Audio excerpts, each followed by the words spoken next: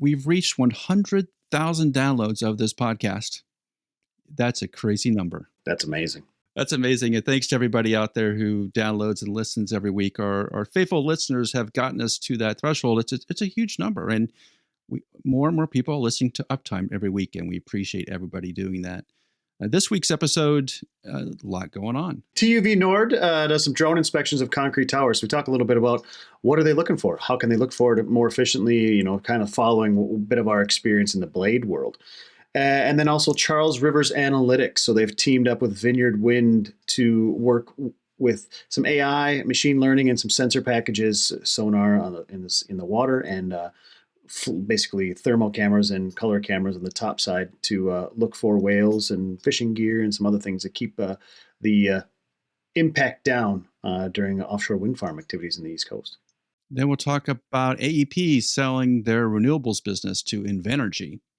And FERC matches up with NERC to define extreme cold reliability standards to keep the lights on in places like Texas. And our wind farm of the week is Quilt Block Wind Farm up in Wisconsin. I'm Alan Hall, president of WeatherGuard Lightning Tech, and I'm here with my good friend from Wind Power Lab, Joel Saxum, and the soon-to-be guest host of Fully Charged Live event in Australia, Rosemary Barnes. And this is the Uptime Wind Energy Podcast.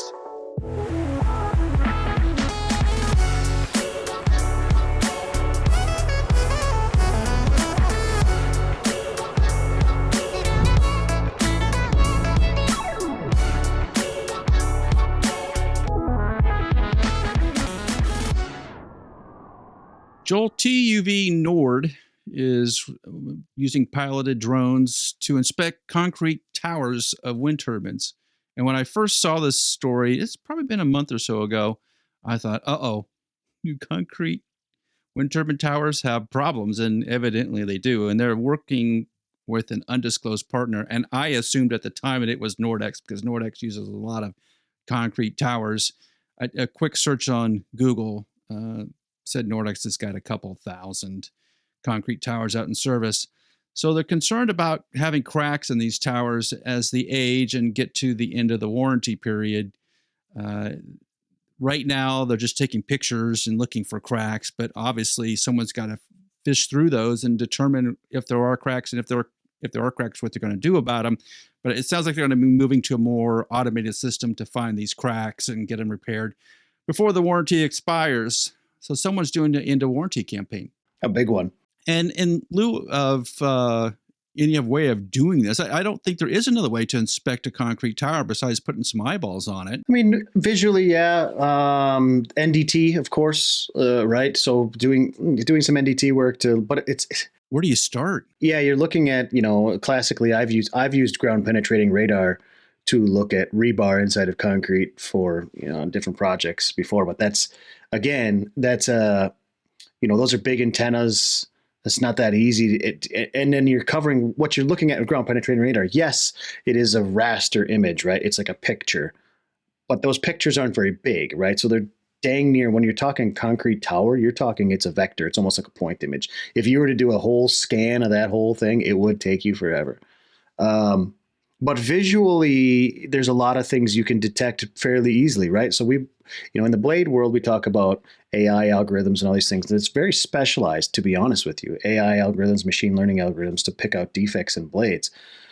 With concrete towers, there's so many other things made out of concrete, right? There's bridge pulpits and all kinds of stuff within the civil engineering world. Every bridge and highway, and there's concrete structures everywhere. So I would be willing to bet. And I'm not saying this because I know. I'm not inspecting concrete at this stage of my life, so I'm not in the know in that sector. But I would be willing to bet that there is some off-the-shelf AI that can pick some of this stuff up. So I would be almost willing to bet somewhere you can find, or you can get a hold of a company that has developed some kind of software to take visual input, whether it's video or images, and do an AI recognition algorithm on it to help speed this process up, right? Because cracking and spalling, big issues. Because once you spall off a piece of concrete, that exposes the steel underneath. And I'm not an expert on concrete towers for wind turbines, but I imagine they have rebar in them. And I don't know if that rebar is epoxy coated or not, because if it's not epoxy coated and you get some cracking and spalling, and whatever coating was put on the outside of these things, now you're going to get water ingress, and you're going to start to rust that steel. And once you do that, you're in for some issues. Well, that was my first question was, isn't it just easy to look for the rust marks? Because if you have some significant cracking in the concrete, you will see rust. That'll tell you everything, won't it? Yeah, and those are the easy ones to pick out, right? But I think that there's not, there may be some stuff, some cracks that are developing at an early stage that you won't see. Here's another way to do this as well. We've done this before in the past in Wind Power Lab is, before we all switched over to drones, the hot ticket on the market was a system by Corny, a French company called Panelblade. Have you heard of that one, Al? No. So Panelblade was a system developed by this French company that basically was a 1-inch CMOS DSLR camera with like a 600 millimeter lens on it. And it was on a tripod, and it had a little robotic stand. And then you hooked it up to a laptop, right? So you stop the blades, you'd get like 2 meters off of the tower, and you'd stop the blades in a horizontal position, and then you'd point the camera up and you'd go like, okay, this is the route. And then you'd manually kind of scroll over with the camera and say, this is the tip. And then you would go, and it would take the pictures in sequence by itself all the way along the blade with the correct overlap for you. And then you would say to the technician, okay, pitch the blade, 180 degrees. So you do that on all 4 blades. You do the suction side, pressure side, trailing edge, leading edge with that robotic camera from the ground. And then you roll to the next, and then you do the blade opposite, and then you'd roll for the third one, right? So that was how inspections were done in a quote unquote automated fashion before drones became the hot ticket. But you can also take that same exact camera back up, depending on the tower height, right? Back up 40 meters from the tower, and then do the same thing, point it at the base, and then point it at the nacelle, and then say, I'm doing the tower, take pictures. So that was, and then you do it on all 4 sides, like a compass rose, northeast, southwest. You'd move around it was nice if you're out in the field or something. But that was a way in the past of inspecting towers. But that, of course, that was steel towers. You could do it with concrete ones as well. But that's just a good way of collecting imagery. It does make you wonder a little bit, because GE's been looking into the 3D printed concrete bases in like the lower portion of a tower, which is then you can stick a steel tube on top of it to make the turbines sit higher. We don't have a lot of experience with concrete towers besides, I think, mostly Nordex. You wonder if some of that feedback loop is going to start, because now we have several years, 5-6 years of experience with it. Do we now understand what the upside and downsides are of concrete towers? We've been using concrete as a society in general for a lot of high stress components for a long, long time. The majority of, I'm not going to say the majority, a lot of bridges that you drive over and see heavy trucks going over are just made out of concrete. A lot of that's pre-stressed concrete, right? And I don't know if they do pre-stress on these towers or how they're engineered to make them strong, but I think that there's got to be a way to make that, to have towers that are strong enough to support the nacelle and all these good things. And then, of course, the outside of the coating, you're as good as your coating is on the outside, right? Because if you can keep it weathered from the storm, you're great. Talk about these wind farms that are going offshore in the U.S. I've seen contracts floated around already the efforts are crazy, and it's for corrosion control, but it's like, hey, I need 30 to 40 guys for 6 months. What are they going to be doing? They're going to be doing touch-up paint on these towers offshore. Like, what? Are you crazy? Like, the amount of the money that goes into just corrosion control of touch-up for these offshore things. So same kind of thing if you have a concrete tower on shore, and we're talking about cracks or spalling or, water getting into the concrete. Concrete's a sponge. So if you can stop it by having a good coating on the outside, you're ahead of the game, I think. I think that's what matters here. And that's what I'm wondering, if it didn't have a good coating or if it got exposed a lot to salt, which can be pretty aggressive against concrete, if they having some issues there. So it's just an interesting news story. Anybody that lives in the north you don't put salt on your concrete sidewalks, because after 1 or 2 summers or 1 or 2 winters, they will be full of pits and holes and all kinds of stuff. You can ask my dad about that one. And that's why the bridge pillars and abutments, here in the Northeast look the way that they do, where you can see the rebar underneath of them, and a lot of them, because the salt is so aggressive, so aggressive. Get the latest on wind industry news, business, and technology sent straight to you every week. Sign up for the Uptime Tech newsletter at weatherguardwind.com/news. Well, as we keep searching for whales and ways to avoid running into them with ships, there's a company outside of Boston, Massachusetts, that's looking into having an automated system to identify whales using its sort of an electro-optical system and infrared video to detect them. And Vineyard Wind has partnered with them. So Vineyard Wind's that new wind farm off the coast of Massachusetts where there's a lot of whales. So Vineyard Wind and Charles River Analytics are working together to protect the whales and other marine mammals during the construction of the Vineyard Wind project. And the Charles River Analytics has a system called Awarion, just a little bit of an odd name.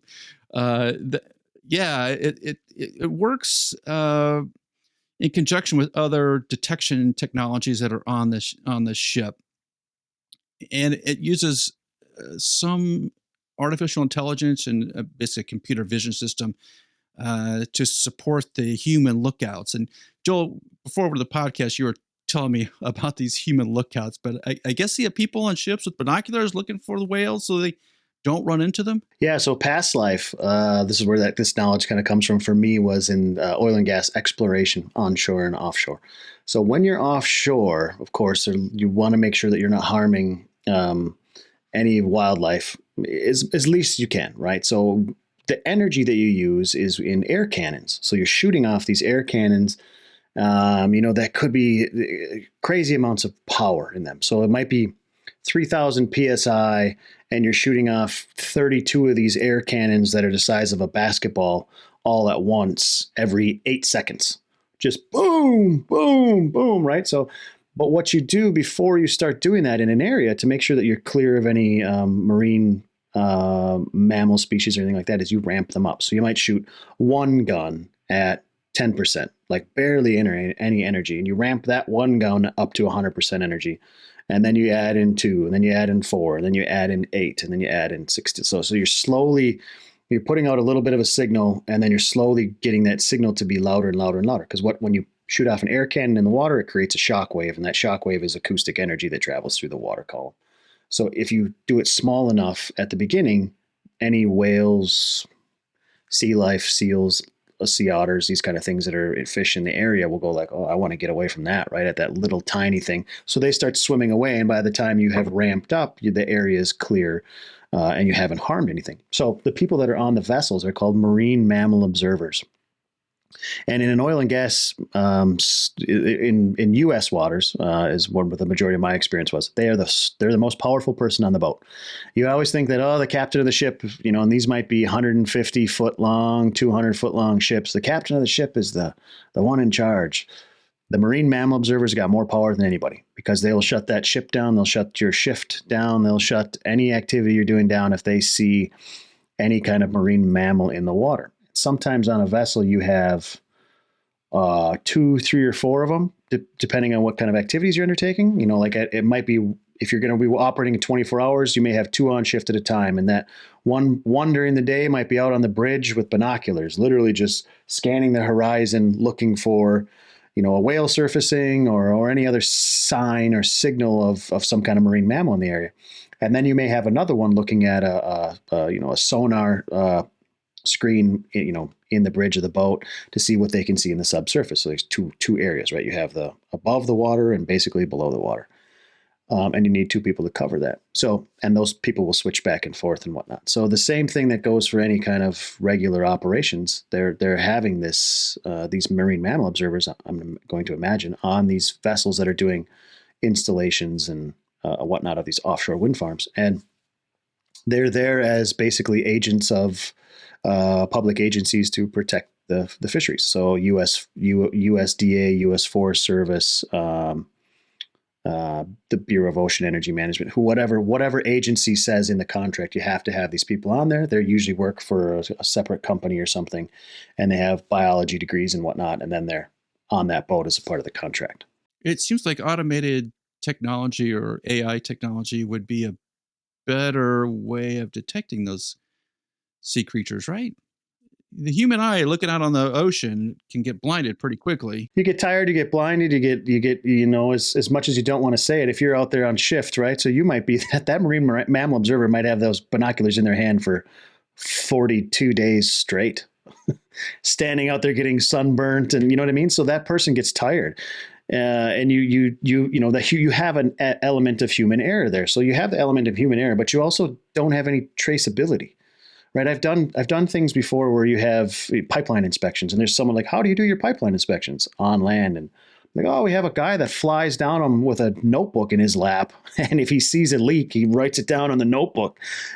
Would you rather have that, or would you rather have someone out there like with a drone with thermal imagery that has timestamps and date stamps and XYZ and all this stuff on those things, right? So you're going to go from an analog type marine mammal observer on the vessel deck or behind the sonar, looking at things, noting things in an Excel spreadsheet or writing things in a notebook, to all of a sudden now you have, as they're doing analytics work, running AI models or machine learning models on the imagery that they're picking up, which they're talking about using electro-optical and infrared. So electrical, optical, infrared. Basically, you're saying they have a color camera and a thermal camera.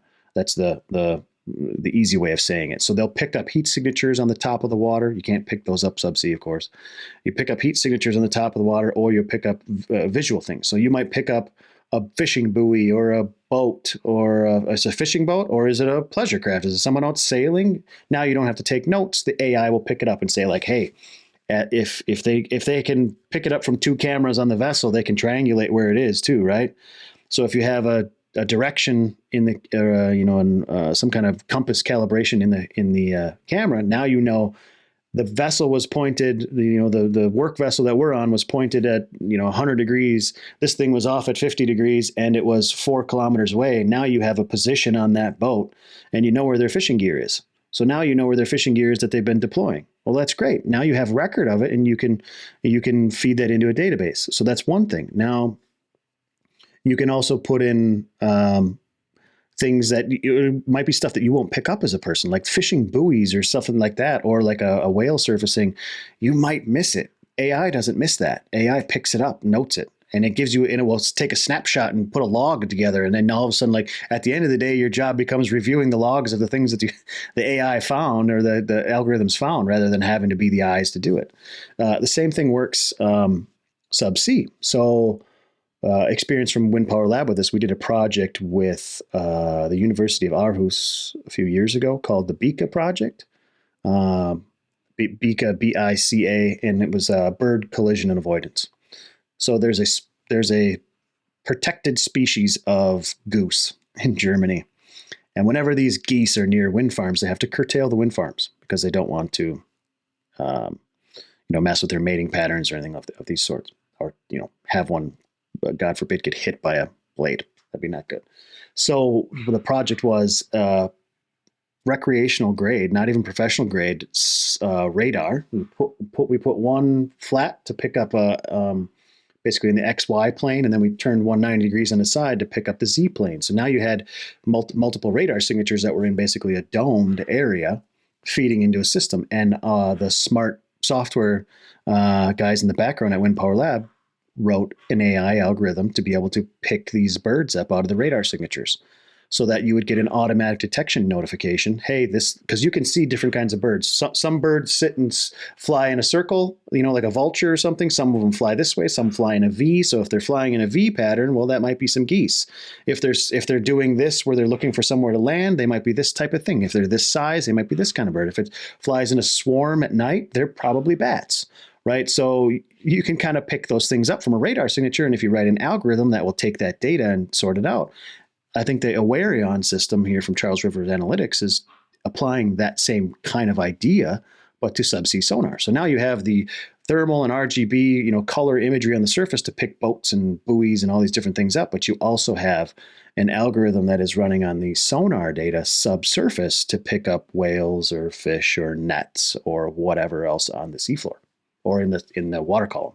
If you wanted to know where the whales are traveling, though, why wouldn't we put this same technology in a bunch of buoys that already exist out there and just say, keep looking, put some solar cells out there, let it transmit back and forth? I think we do have some of that. You know, that and on some of those buoys in the meta ocean phase of the studies for these wind farms, it also has acoustic listening devices, so they can pick up when the whales are doing their acoustic communication. So I think it's okay. So the article here states that Vineyard Wind won with Charles River Analytics. I think that's fantastic, but it's also a great PR move by Vineyard Wind 1 to put this out there, right? So, and the other side of it is while it would be nice to have this like a Charles Rivers Analytics type system on every buoy up and down the coast and on every boat out in the water, I mean, it's not. I'm not going to say it's not open source. That's not the word I'm looking for, but it's not standardized across the entire fleet that everything has the same kind of system on it, right? So like individually in the capitalist market, we have to come up with solutions for different people to use. And this is where we're at right now. Seems like a very solvable problem. And from the sounds of it, Vineyard Wind's going to run into difficulty this summer as things progress and the whales come up and the sharks come up. For the summer, there's just going to be a lot of activity in the water, and having more eyeballs and ears in the water makes sense to me. Yeah, I think it's going to be tough to be on one of those construction cruise vessels. I think they're going to get messed with pretty hard. It'll get to the point, I believe, and this is just a prediction from my side, where they will have to end up having escort vessels to keep perimeters while they're working, because I've seen it before. I think that'll happen too. I agree with you there. Ping Monitor is a continuous blade monitoring system which allows wind farm operators to stay ahead of maintenance. Wind techs can often hear damaged blades from the ground, but they can't continuously monitor all the turbines. They also can't calculate how bad the damage is or how fast it's propagating based on sound, but Ping can. Ping's acoustic system is being used on over 600 turbines worldwide. It allows operators to discover damage before it gets expensive and prioritize maintenance needs across their fleet, and it pays for itself the first time it identifies serious damage or saves you from doing an unnecessary visual inspection. Stop flying blind out there. Get Ping's ears on your turbines. Learn more at pingmonitor.co. American Electric Power has entered into an agreement to sell its basically 1.4 gigawatts of unregulated contracted renewable portfolio to IRG Acquisition Holdings, which is a partnership owned by Invenergy, CDPQ, and funds managed by Blackstone Infrastructure. And they're selling it for a value of about $1.5 billion, including project debt. AEP expects to net about $1.2 billion in cash after paying its taxes, transaction fees, and other adjustments, all the payouts to the lawyers there. And what AEP plans to do with that money is it's part of a larger effort where they're planning to spend about $40 billion over the next couple of years in its regulated business, adding about 16, 17 gigawatts of new generation and transmission line infrastructures. So this is in line with a lot of other things that are happening in the renewable business. There's sales of large swaths of wind turbines and solar fields. In this particular case, there's 14 projects of wind and which is about 1.2 gigawatts of wind and about 170 megawatts of solar spread over 11 states. So this is a wide geography-wise. It's a wide area. Now, Joel, this is not new, but it seems to be all the trend. So Phil Totero joined in today on LinkedIn and said, this is a great deal by Invenergy to acquire this wind and solar asset from AEP.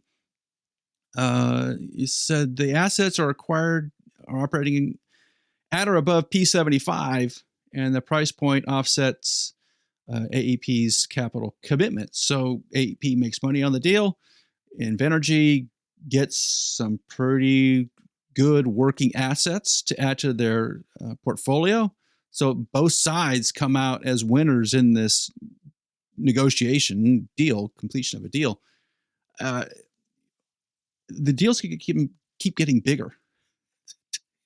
Right? Duke Energy was one, like, oh, it's Duke Energy. They're not a huge player, but they're a decent sized player. And then AEP, which is a big player, starts selling assets. Does it continue on for the next year or two? I think it's just smart strategy, right? Like, so there's two ways I would look at it as well.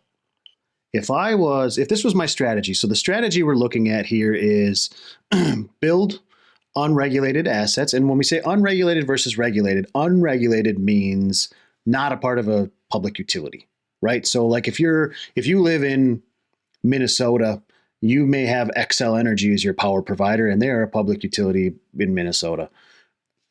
If they have wind assets or solar assets that are on their grid, then that is technically regulated. Versus unregulated, which would be like if they had an Xcel Energy thing that was in ERCOT on someone else's grid, and it's not something that they may manage the asset, but they don't manage the whole public utility part of it, then it's unregulated. So the idea of, okay, so if I am AEP, American Electric Power, and I was sitting 4 or 5 years ago going, I got an idea for a strategy, guys. Let's build a bunch of assets. And when we build them, let's make sure they're operating at a stellar rate. As Phil said, they're above P75. They're kicking butt, right? So that they look really attractive to a potential buyer. So to do that, of course, you need to do great due diligence on, what kind of technology you're installing, how you're building it, where you're building it, these kind of things. But you also have to have good O&M strategies behind it, or some kind of strategy there where, if it's an FSA where someone else is taking care of it or something. Either way, you want to get the first few years of these things really, really killing it as far as uptime guarantees and whatnot, or uptime percentage and whatnot. And then you say, we're going to dump this thing, we're going to pay it off, but we're also going to make some money on it, and we're going to take that money and we're going to roll it back into something else. So that's the strategy that we're starting to see take place. And it's not just in the US, that's a global strategy. We're starting to see it with some companies in Europe as well. One of the things I was thinking of as we were reading through this was, I've had a lot of conversations with Phil on PPAs. If I was American Electric Power, I may be apt to sign a low PPA to get a project greenlit and on the grid. But I think when I sign that PPA, I would sign a note in there that says, if this thing changes hands, the new owner gets the right to renegotiate the PPA. Ooh. Right? So that when this thing gets dumped, maybe Invenergy, and I'm saying, I don't know if that could happen or not. I don't know if it does happen, but if I was, my silly self sitting in writing in contracts, I would write that and see if I could get it passed, because then when Invenergy CDPQ, because CDPQ owns 50 some odd percent of Invenergy, and Blackstone is capital. So we'll just say this is Invenergy buying this from these guys, basically. When Invenergy gets it, Invenergy might be like, ooh, this is attractive to buy, because now we can renegotiate the PPA possibly once it's already in the grid. Otherwise, that PPA might be locked in for 10, 20 years or something like that. Well, does it give them access to the grid, though? Right? It may give you access points into the grid because they're already feeding it, where you would have to wait in line to feed that transmission line that you're just buying it right away. You might have an asset where it's a 100 megawatt wind farm, but it's been permitted for 200, and now you can put 100 megs of solar behind it, or more wind farm. I'm not sure. Like I said, I haven't dug into it, but that would be definitely a strategy as well. Yeah, it just seems like the ability to get connected to the grid is much more difficult than actually creating the wind farm or the solar field. It's a weird situation where it is backwards. You're starting to see things take place here where some companies are becoming more owner operators and some are becoming more developers, right? In this, like the big Duke, I think the Duke deal was like, or when it was for sale, I don't know what happened with those assets yet right now, but it was like $4 billion, right? But Duke also operates in both of those spaces. Duke operates as a regulated utility out east, and then an unregulated in some of their Texas assets and stuff like that. So they were selling a bunch of their unregulated stuff, I believe, as well.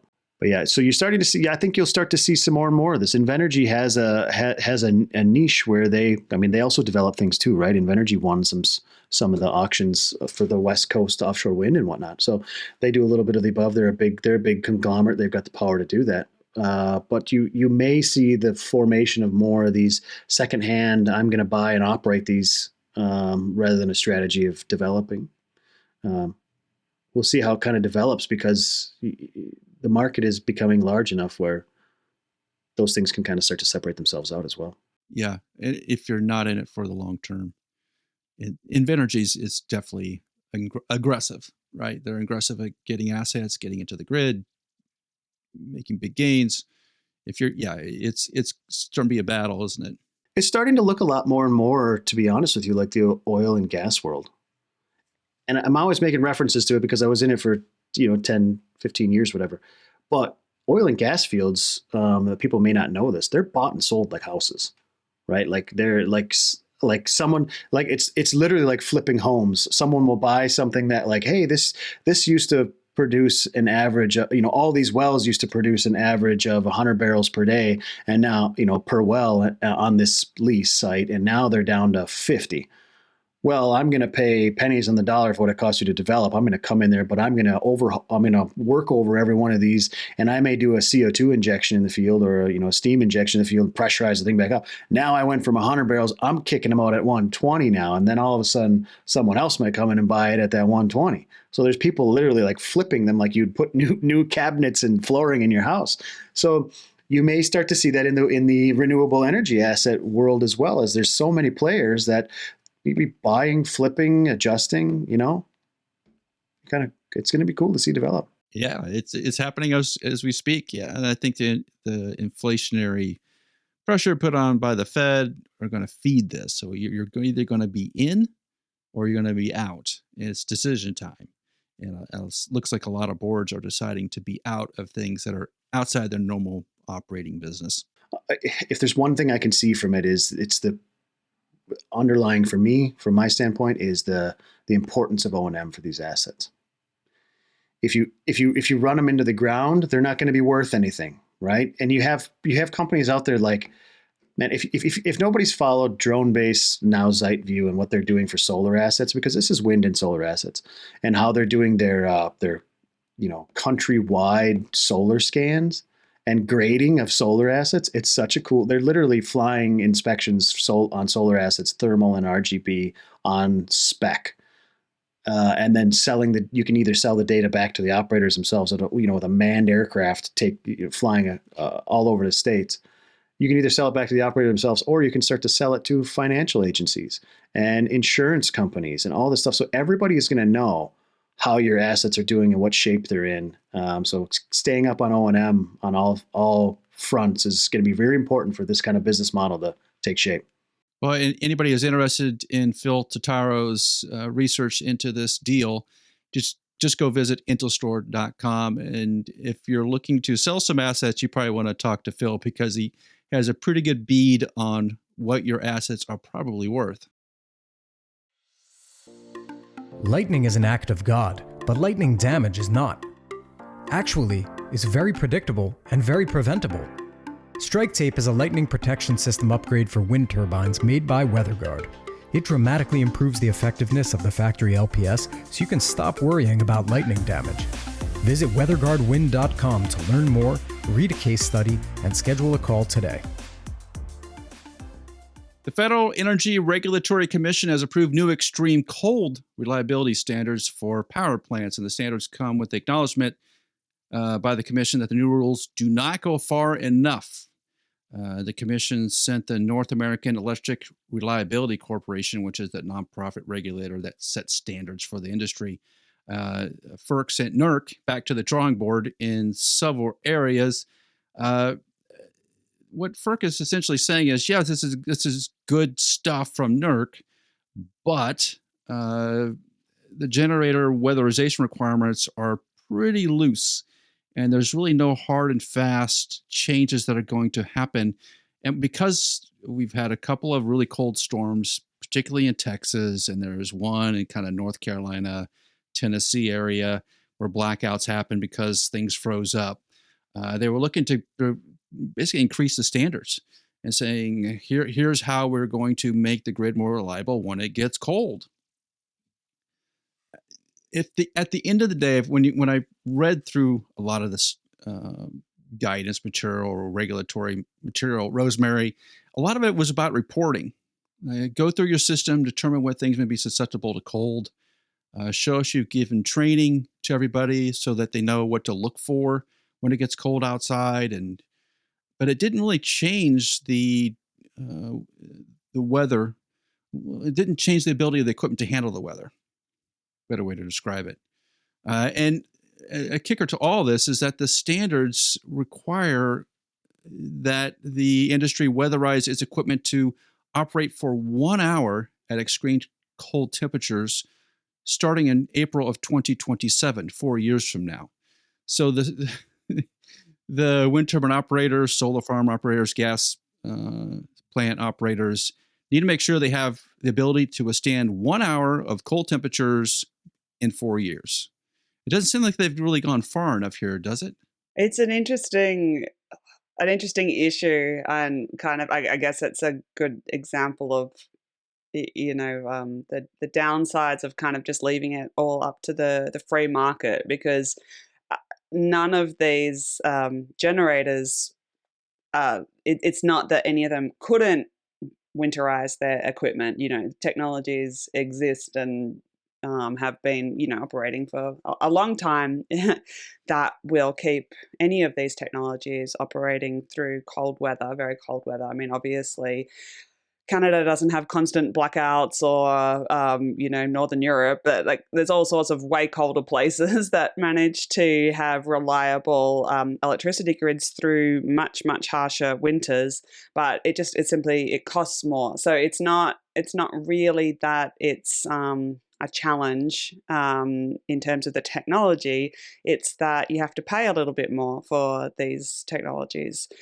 So you need, heaters on pumps, and I don't know, all sorts of random things need to change when you know that you're going to be operating in cold temperatures.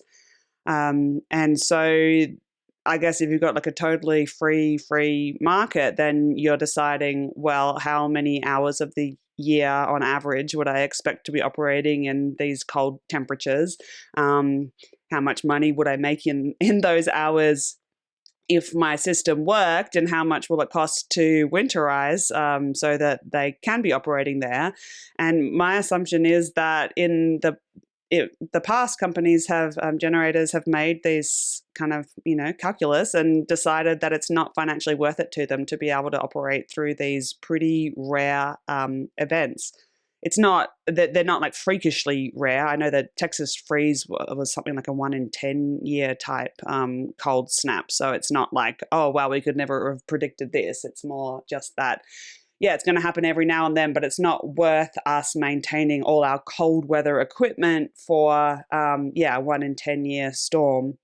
And obviously that's not good enough for people that rely on electricity, because people died in that event, and it's not good enough to have a system failure every 10 years on average. So yeah, the regulator needs to do something about it, but unless the financial incentives line up some way, then there's always going to be a reason for companies to try and find loopholes, or to, just try and avoid doing what they should. Because just because you've told someone they have to go through and, identify what needs to be winterized, doesn't mean that they're then going to do it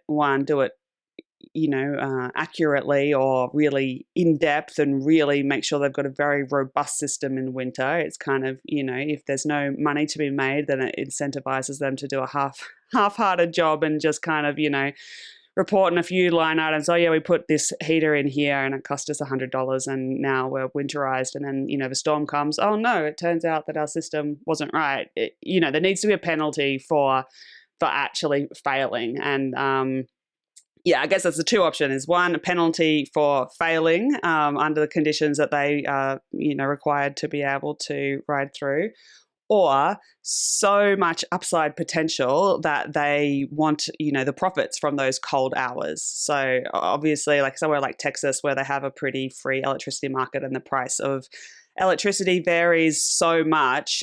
During that Texas freeze, the price went up so high that anyone that was able to generate and sell electricity through that period just, made heaps and heaps of money.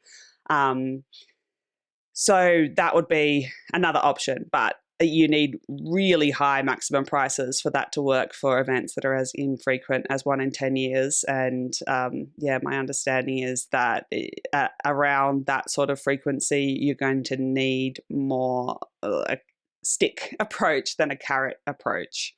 Well, Joel, didn't Texas lower that bar? They limited the maximum pricing during these events, I thought, to $2,000 per megawatt hour. And in the last icing event, it was upwards of 9,000, if I recall correctly.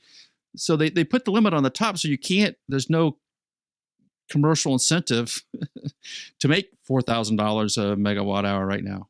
They've done the opposite of what they would have needed to do if they wanted the market to be able to take care of it. So they've taken away the upside. So now they have to use the stick or some other kind of carrot. They could pay people a certain number of generators to be winterized enough. Because, I don't think it's necessarily the right thing to require every single generator to be able to withstand a very cold weather event. And in the example of wind turbines, it's hard and expensive to maintain a de-icing system to use once a decade. That would really just be a huge cost on the system that you wouldn't see a return for. Why not just say, all of the gas generators have to do this and we pay them for that? To me, you probably end up with a lower cost overall for doing that. But yeah, that's not the path that they seem to go down. Well, was the problem in Texas and in North Carolina / Tennessee the fact that, not the fact that a lot of systems froze and failed, is that they didn't have any advance warning about it? They didn't know that they were going to go down at the times that they did. So is this 1 hour buffer just to give the people that manage the grid kind of a heads up, like we need to bring on other energy sources to keep the grid alive, or to tell people to start powering off things so we don't take down the whole grid? Are they just buying an hour? Is that what the intent of this is? In the Texas case, or that Texas, we're talking about Winter Storm Uri there, that was 2 years ago, there's still lawsuits going on around the negligence for that. Because like Rosemary, like you said, there was some deaths, there was some extreme circumstances around it. But it wasn't necessarily in that storm, it wasn't necessarily the renewable assets that went down. It was more the natural gas fired thermal plants that actually, because then once they started cascading, they just started cascading. So even if you had, say you have 10 plants and the draw on the system is high, because this draw on the system was super high as well, because a lot of places in Texas are heated with electric baseboards. So once one of them fails, it doesn't matter as much in my mind if the next 2 or 3 or 4 in line are winterized, because once they get that spike load on them, that's what takes them down. It's that cascading issue, right?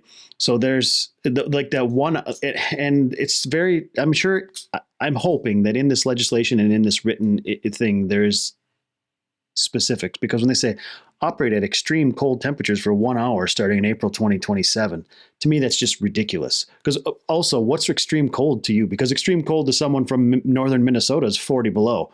And extreme cold to someone from Texas is like 20 degrees.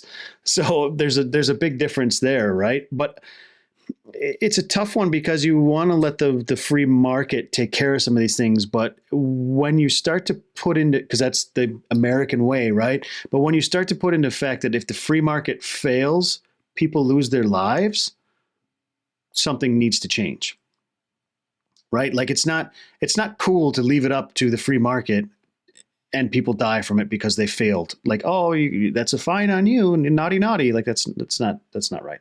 But the interesting thing about this event was that, so maybe generators didn't forecast that they were going to go offline, but the storm was certainly forecast. And I know that, people were warned that cold weather was coming. People with electric cars were plugging them in ahead of time to make sure that they had a full charge before the storm.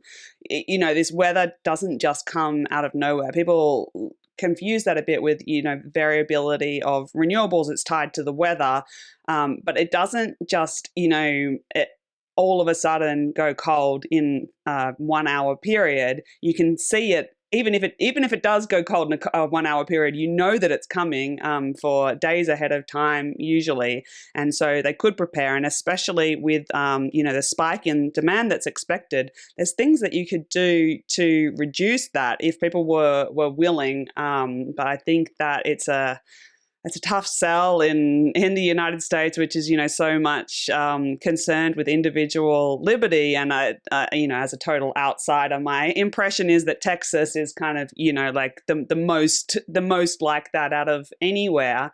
So, if you say, oh, okay, you've got an indoor pool that you're heating, or an outdoor pool, or, jacuzzi or something, you can't use that because we're about to have a huge spike in electricity. You could actually take a bunch of loads that are really, really don't need to be on, and you could curtail those so that everyone could keep their heating on, and you didn't have a problem. I know that I've seen articles about, there's sections of downtown businesses had their lights on overnight, while people were freezing to death. And there's heaps of examples of just really unfair allocation of electricity, because once you have a mismatch between supply and demand, once you've got a shortfall, it's not so easy to control where it goes.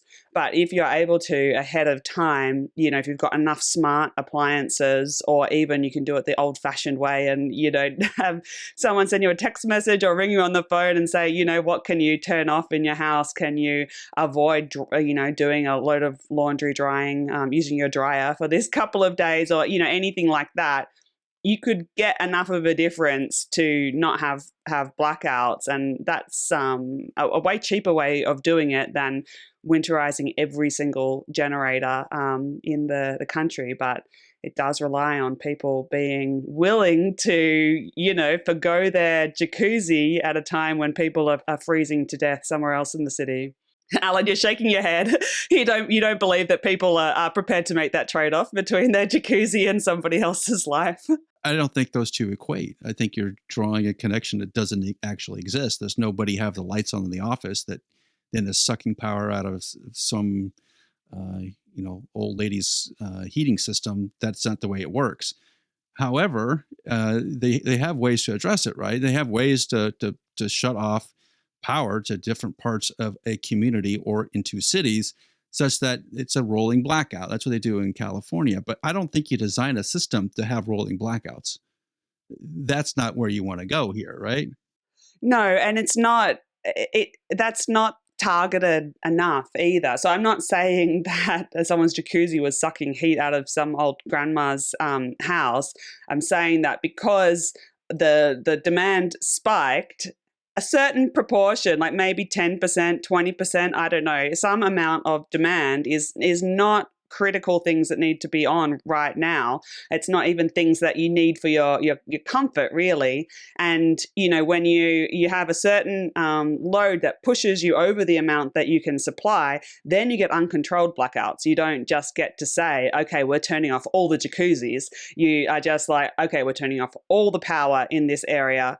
And if you don't have a backup uninterruptible power supply, then your everything is switched off at your place for a certain period. And they went beyond that. It wasn't rolling blackouts; it was extended blackouts. The difference in Texas, though, there as well, is that the people don't understand cold. And I'm being 100% honest with this, because like that statement, Rosemary, like you're saying, you're 100% correct. Like if we could get everybody to shut your laptop down, turn some lights off, like, and lower the demand on the whole grid at the micro level, fixes at the macro level. They do that in Texas, but they do it in the summertime when they're like, hey, don't run your AC, or don't turn your AC below 76 degrees or whatever it is, right? So that stuff happens in the summertime here, and everybody understands it, because they're like, oh, it's hot as hell in Texas. We're going to get blackouts if we don't turn our ACs down. So people will actually do that, and they won't do their laundry at 5 p.m. when everybody comes home from school and work and is doing all these activities that suck a lot of energy. They'll do laundry at midnight, or do laundry at 9 a.m. after people have gone to work, or whatever that answer may be. But when it came to the cold, they didn't know how to cope. They didn't know how to do anything, right? It was wild to see, being from the north and living through that storm in Texas and listening to the people talk about it. Like, man, how do you not know this kind of stuff? Like, how do you, like, it was mind blowing, to be honest with you. But it's just they're not used to it, right? But I believe that these events are going to become more and more common, and if FERC and NERC and the people who are regulating the power grids are going to actually do something to help the public. Because what they did here is word service. It's just lip service. There's nothing here that's going to do anything. Well, in the IRA bill, we had $370 billion assigned to renewable energy projects. Where was weatherizing solar and wind farms part of that? I don't think that it was. But it seems like a pretty good use for money, right? Right. Solar farms will work better. They're more efficient when it's cold out anyways. But I mean, are we really talking about going through and retrofitting de-icing systems onto every wind turbine in Texas? I mean, it's just a stunning waste of money, in my opinion, to do that. Texas is a huge area. It didn't hit Galveston. It hit sort of northwest Texas, correct, Joel? Well, it hit Galveston. That hit Galveston too, for sure. Hard, like it did in northwest Texas. I know it's a huge state. It's the size of many countries. Oh yeah. We're talking about the same storm, right? We're talking about the one back in 20. Yeah. Oh yeah. I was living in Houston. At the time, and Houston was frozen over like it was December in Minnesota. 15 degrees, 15 degrees, 18 degrees. Cold enough to. I mean, like I said, the other day we were talking. That storm did more monetary damage to Texas than Hurricane Harvey did. And Hurricane Harvey rained 48 inches of rain on Houston, right? It just, yeah, I mean, it just like, because it broke pipes everywhere and it just did so much damage. Well, I go back to then, what are we going to do for 4 years? We're not going to do anything for 4 years, essentially. Well, if it's a 1 in 10 year storm, then we're not due for another 6 or 7, right? That's how it works. Put it in your calendar for 2031. Statistics is easy. No, but Alan, you're right that, so yeah, it was widespread across Texas, but it wasn't widespread across the whole United States. And in this specific example, what really, really made it worse was the fact that Texas is not well interconnected to the surrounding areas. That's by far the cheapest way to winterize, to, protect yourself in against winter conditions or any kind of extreme weather event. They're never going to cover such a huge geography as the whole US. So if you have lots of interconnectors, then you can draw on other states' resources at your time of need. But Texas has chosen not to do that, so they have to go for more expensive solutions as a result. And that's their right to choose, whatever way they want to get reliability. But they're finding out that it's very, very difficult, and this new solution is not going to work, right? Would that have prevented, if they had the new thing in place at the time of the previous storm, would that have prevented anything much? I don't think so. That should be the first test, surely. Actual physical retrofits that this bill or this new reliability standards recommends or pushes into place doesn't do anything. It does nothing. It trains people on what to look for. Like, that doesn't stop the grid from going down or stop a pump from freezing up. That it doesn't do anything specific, right? So having to weatherize generators so they can withstand a 1 hour extreme cold is ridiculous. When extreme cold comes in, it's 48 hours, 72 hours, 96 hours. 1 hour doesn't save you anything. I bet they'd do better if they started subsidizing home batteries or requiring, electric cars to have vehicle to grid or two-way, or at least vehicle to home capabilities. I bet you get way more bang for your buck. I mean, certainly when it comes to the wind turbines, which is just, it's crazy you can't really even retrofit to a reasonable, at a reasonable cost and capability.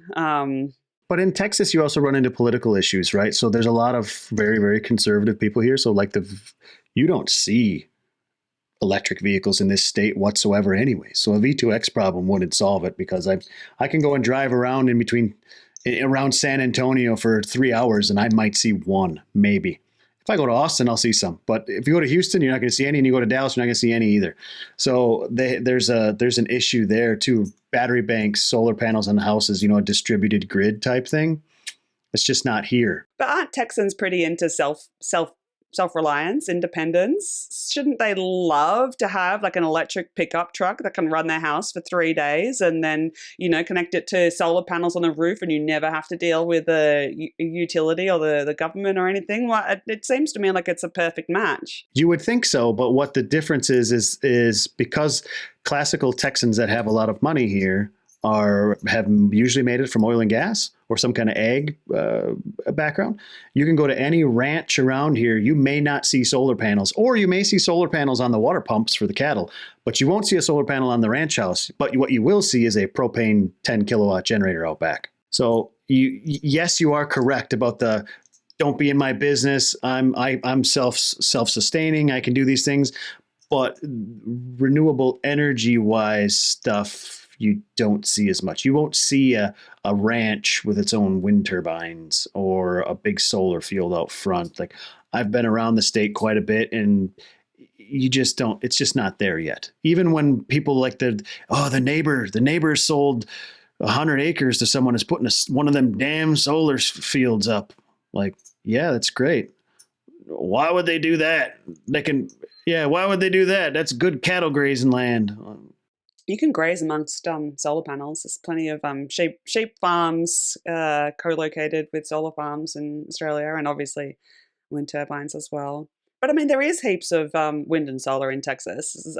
So, if you look at the actual stats for the amount of wind and solar in the US and the growth rates, and, Texas is right up there.